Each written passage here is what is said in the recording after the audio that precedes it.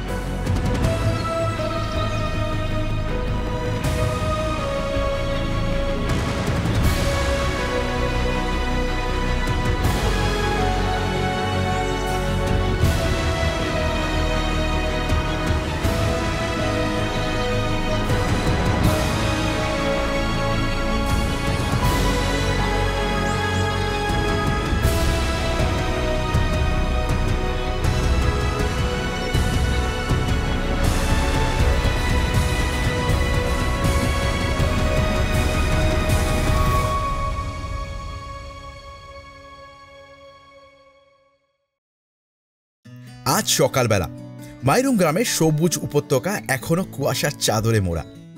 পাখির কুজন আর হালকা ঠান্ডা বাতাস মনটাকে সতেজ করে তুলেছে আমার। Thank you so much for coming. Thank you. Please do बहुत विजिट। अच्छा लगा। हम जरूर विजिट करेंगे, डेफिनेटली आएंगे और मेरे दोस्त लोगों को भी बताएंगे। हाँ, प्लीज बता बहुत अच्छा लगा, दीजिए। आप लोग बहुत अच्छे हैं। Thank you so much. Thank you so much.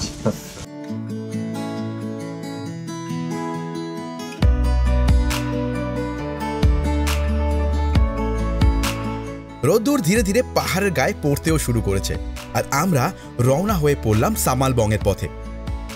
মাইরুং গাঁও থেকে সামালবংয়ের ডিস্টেন্স হলো 88 কিলোমিটার, যা অতিক্রম করতে সময় লাগবে 3 ঘন্টার মতন।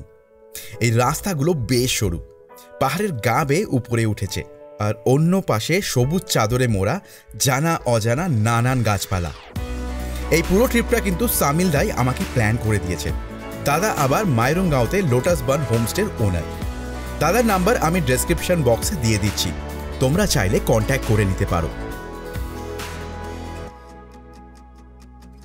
কিছু দূর এগোতেই পাইন আর ওক গাছের সারি শুরু হলো। বাতাসে যেন তাদের পাতার মিষ্টি গন্ধ মিশে আছে। পথের মাঝে মাঝেই দেখা মিলছে ছোট্ট পাহাড়ি গ্রামগুলোর ছোট ছোট কাঠের বাড়ি, যা দারুণ কালারফুল। মাইরুং গ্রাম থেকে সামালবংয়ের এই যাত্রা যেন প্রকৃতির এক নীরব আলিঙ্গন। পাহাড়, বন, ঝর্ণা আর স্থানীয় মানুষের সরল জীবনযাত্রা মিলিয়ে এক অপূর্ব অভিজ্ঞতা। পথে বেশ কিছুটা সময় কাটানোর পর ফাইনালি আমি কিন্তু সামালবং পৌঁছালাম। তোমাদের জানিয়ে রাখি, এখান থেকে কাঞ্চনজঙ্ঘার অপূর্ব দৃশ্য দেখা যায়। সামালবংয়ের মনোরম পাহাড়ি পরিবেশের মাঝে অবস্থিত এক নিরিবিলি আর সুন্দর হোমস্টের খোঁজ আজ আমি দেব তোমাদের, যেখানে নেচার আর হসপিটালিটির একটা দারুণ কম্বিনেশন আছে। চারদিকের সবুজ পাহাড়, দূর থেকে কাঞ্চনজঙ্ঘার অপার্থিব দৃশ্য আর পাখিদের ডাক, সব মিলিয়ে এখানে থাকার অভিজ্ঞতা একদম অনন্য। আর এখানকার বাতাসে মিশে থাকে পাহাড়ি ফুলের মিষ্টি গন্ধ। চলো আর কথা না বাড়িয়ে তোমাদের হোমস্টেটা দেখিয়ে দিই। এই রুমে দুজন অনায়াসে থাকতে পারবে। সঙ্গে আছে আর একটা রুম, যাতে তোমরা নিজেদের কোনো কাজ বা আড্ডা মারতে পারবে। ওয়াশরুমে ওয়েস্টার্ন কোমোড, সঙ্গে হ্যান্ড বেসিন আর গিজারও আছে। আর আমার ব্যালকনি থেকে বাইরের দৃশ্যটা জাস্ট দেখো তোমরা, কি অসাধারণ লাগছে না এই জায়গাটা। তো আমরা তো সামালবঙ্গে চলে এসেছি, আর সামালবঙ্গে যেখানে আমি আছি এখন যে হোমস্টেতে, সেই হোমস্টে যিনি দেখাশোনা করেন, যিনি মালিক, তিনি আমার সঙ্গে আছেন। তো একবার তার সাথে কথা বলে নেওয়া যাক।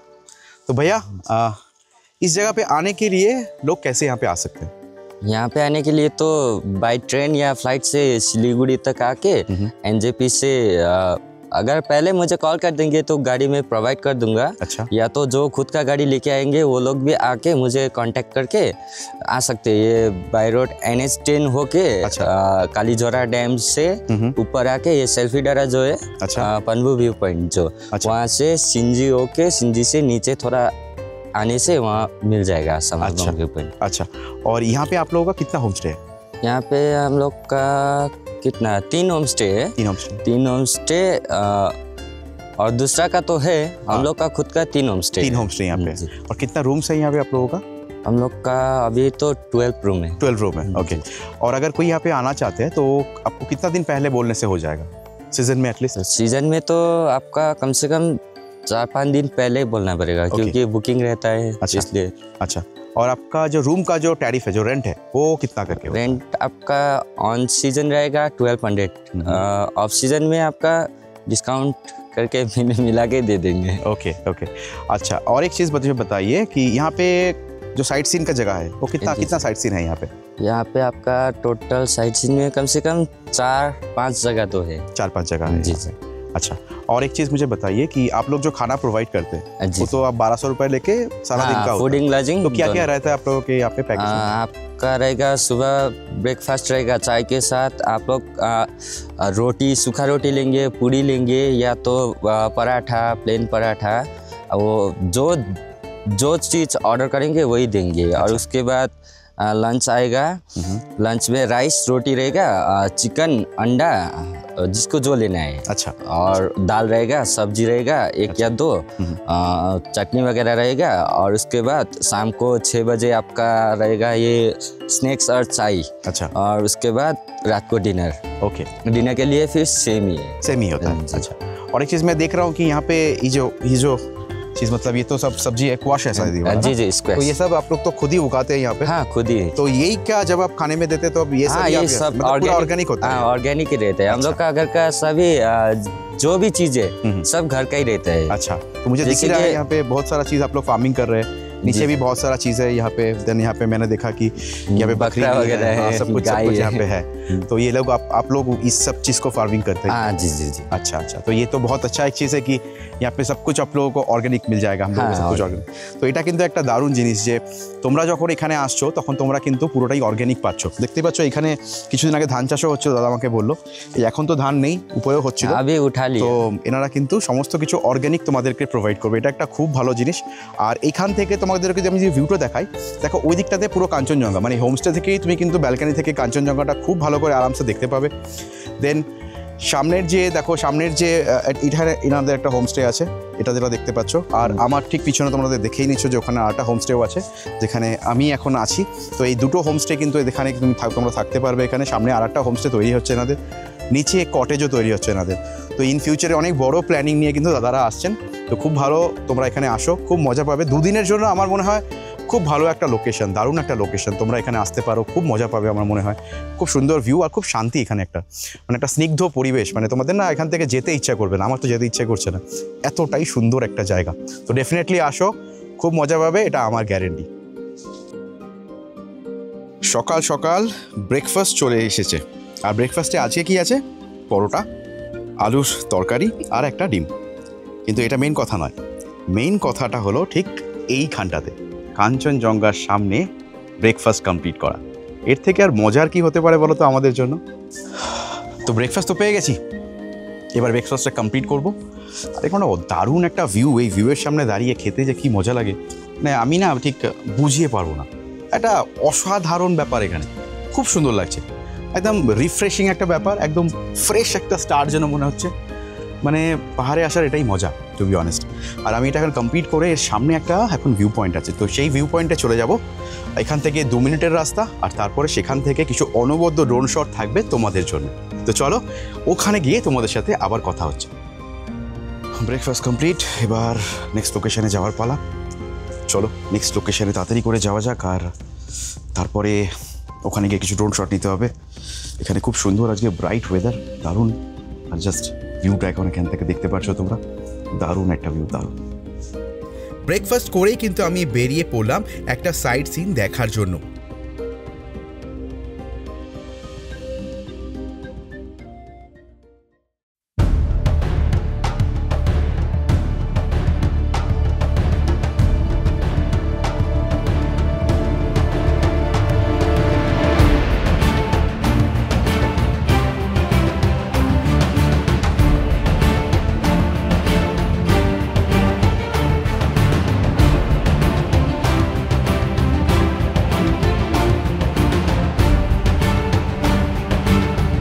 সত্যি দারুণ এই জায়গাটা, যেমন নিরিবিলি তেমনি স্নিগ্ধ আর তেমনি সিনিক, কমপ্লিট জায়গা এক কথায়।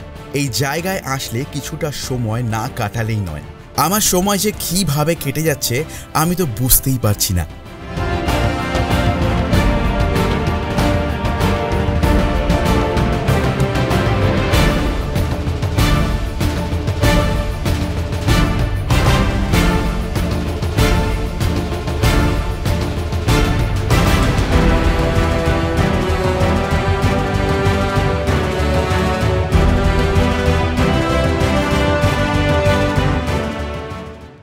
এবার আমি গাড়ি নিয়ে বেরিয়ে পড়ছি আরও কিছু সাইট সিন করার জন্য।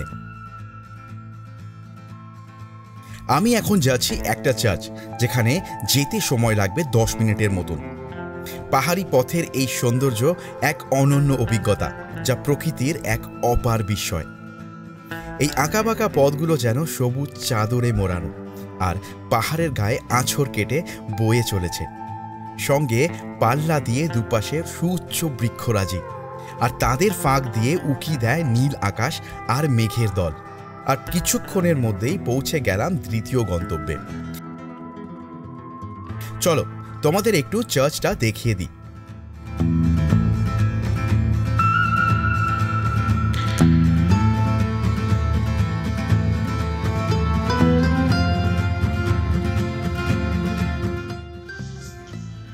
তো হোমস্টে থেকে বেরিয়ে প্রথম যে সাইট সিনে এখন আমি এসেছি সেটা হচ্ছে সেন্ট পিটার্স চার্চ। আর এই চার্চটার ডিস্টেন্স কিন্তু আমার হোমস্টে থেকে ছিল মাত্র 5 থেকে 7 মিনিট ড্রাইভ করে। আর এই হচ্ছে ভিউ, এই হচ্ছে চার্চ, এবং দেখতে পাচ্ছ একটা সুন্দর লোকেশনের উপরে এই চার্চটা। বেশ সুন্দর একটা জায়গা, তোমরা এখানে এসে কিছুক্ষণ স্টে করতে পারো, কিছুক্ষণ টাইম কাটাতে পারো, ভালো লাগবে। আমার খুব ভালো লাগছে। এই চার্চটা 2013 সালের 12ই এপ্রিল কিন্তু তৈরি করা হয়েছিল। তো চলো আবার পরের লোকেশনে গিয়ে তোমাদের সাথে কথা হচ্ছে। চার্চ থেকে বেরিয়ে পড়লাম পরের ডেস্টিনেশনে যাওয়ার জন্যে। এখন আমি যাচ্ছি চারকোল, যেটা ইটসেলফ একটা দারুণ অফবিট লোকেশন। এখান থেকে যেতে সময় লাগবে ওই 40 মিনিটের মতন। আজকের ওয়েদারটাও কিন্তু দারুণ, কনকনে ঠান্ডা, সঙ্গে আকাশে একটুও মেঘ নেই, আর তার সঙ্গে একটা রোদ ঝলমলে দিন।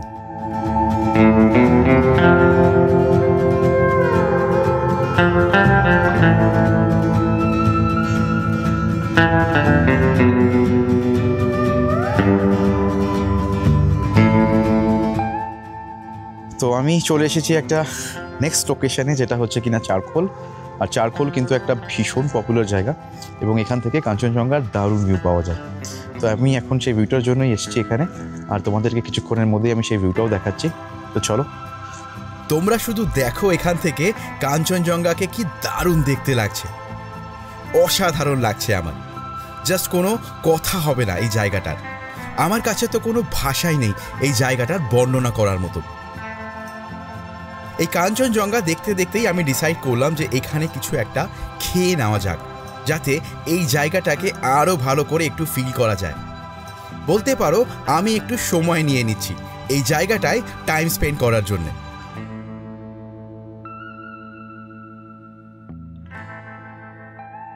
আর আমি অর্ডার করে ফেললাম ড্রাই ওয়াই সঙ্গে সুপি ওয়াই। আর এই দুটো খাবারের টেস্ট কিন্তু অসাধারণ ছিল। আবার পথ চলা শুরু করলাম। আমার পরের গন্তব্য হলো একটা ভিউ পয়েন্ট, যেখান থেকে চেলখোলা নদী দেখা যায়। এখান থেকে সময় লাগবে 30 মিনিটের মতন।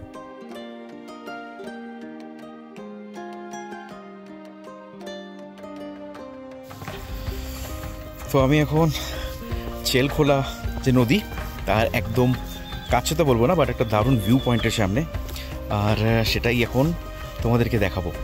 তো তোমরা দেখে আমাকে বলো তোমাদের কেমন লাগলো।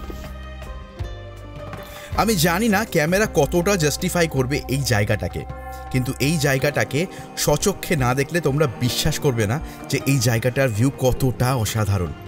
আসলে আমাদের চোখই হলো এই দুনিয়ার সব থেকে ভালো ক্যামেরা।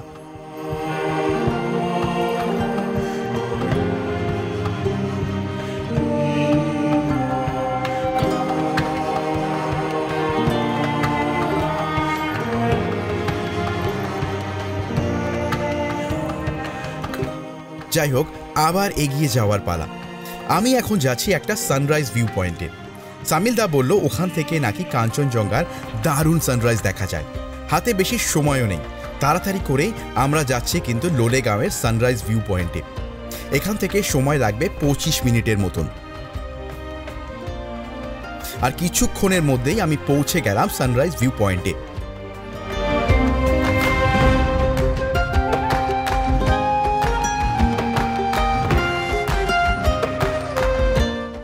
তো বেশ এখন একটা ঠান্ডা ঠান্ডা ব্যাপার এখানে প্রচণ্ড। আমি এসে গেছি লোলেগাঁওয়ের সানরাইজ পয়েন্টে। তো জাস্ট একবার ভিউটা দেখো, অসাধারণ দেখতে, মানে কাঞ্চনজঙ্ঘা একদম হাতের মুঠোয় যেন চলে এসেছে।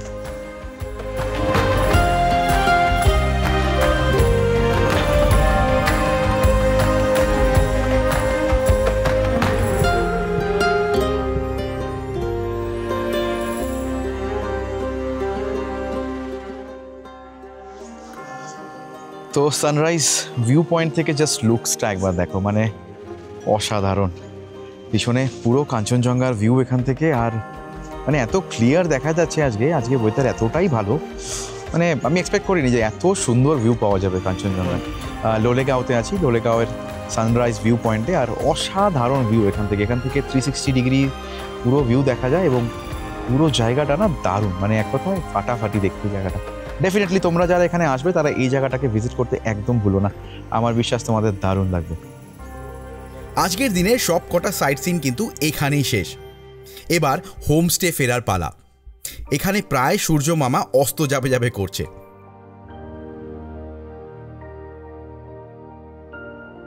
ফাইনালি বিকেল 5টার দিকে হোমস্টে পৌঁছালাম আমি। সারাদিন ঘোরাঘুরি করার পর এবার লাঞ্চ করার পালা। ভাবা যায় এই বিকালে নাকি লাঞ্চ করব আমি। আসলে ঘুরতে আসলে আমার প্রথম এবং লাস্ট প্রায়োরিটি হলো শুধু ঘোরা, তাতে আমার খাওয়ার না হলেও কিচ্ছু এসে যায় না। খাবার চলে এসেছে। এটা হচ্ছে এখানকার রাইয়ের শাক, যেটা কিনা এখানেই নাকি ফার্মিং করা হয়। তার সাথে এর একটা লঙ্কার চাটনি দিয়েছে। তো আমি এখন এই দুটো কম্বিনেশনকে মিশিয়ে খাচ্ছি। এক কথা দারুণ খেতে। অর্গানিক যখন তোমরা কিছু খাও তখন কিন্তু সেটার টেস্ট অনেক গুণে বেড়ে যায়। তো আমি সেটাই বুঝতে পারছি এখানে এসে, আমার তো বেশ ভালো লাগছে।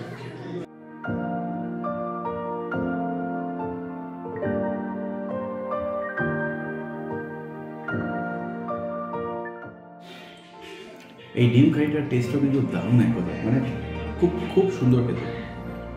একদম মনে হচ্ছে ঘরের খাবার খাচ্ছি, কিন্তু একটা পাহাড়ি ব্যাপার আছে। মানে একটা পাহাড়ে দেখবে আসলে একটা ডিফারেন্ট টেস্ট পাওয়া যায়, ঠিক তেমনি খুব ভালো লাগছে আমার। তো আমি এখন এনজয় করে খাবারটা কমপ্লিট করি, আর তোমরা ততক্ষণ ভিডিও দেখতে থাকো, আর এরপরে স্ন্যাক্স আসার পর আমি তোমাদের সাথে আরও কথা বলছি। কিছুক্ষণ রেস্ট নেওয়ার পর বাইরের ব্যালকনিতে আসতেই আমি এই দৃশ্যটা দেখতে পাচ্ছি।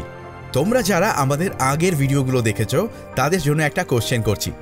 কেউ কি গেস করতে পারবে এই সামনের জায়গাটার নাম কি? যদি জেনে থাকো তাহলে ডেফিনেটলি কমেন্ট বক্সে আমাকে কমেন্ট করে জানিও। এনিওয়েজ, অফবিটে এই রাতে টাইম পাস বলতে কিন্তু আড্ডা মারা না হলে খাওয়া, আর আমি সেগুলোই এখন করছি।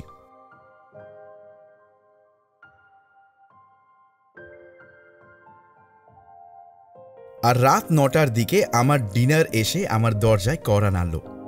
উঠে দেখি বেশ ভালো আয়োজন এখানে। আজ মেনুতে ভাত, ডাল, ফুলকপির তরকারি, চিকেন কারি আর স্যালাড। আর এসব শেষ করতে করতে আমি এক প্রকার হিমশিম খাচ্ছি। তো চলো আজকের এপিসোডটা আমি এখানেই শেষ করছি। আর সামনের পর্বে তোমাদের জন্য থাকছে পৃথিবীর সব থেকে বড় ম্যানগ্রোভ অরণ্যের কথা, মানে সুন্দরবনের কথা। তো ততক্ষণের জন্য সবাই ভালো থেকো, সবাইকে ভালো রেখো, আর গুড বাই ফ্রম টিম চাঁদের পাহাড়।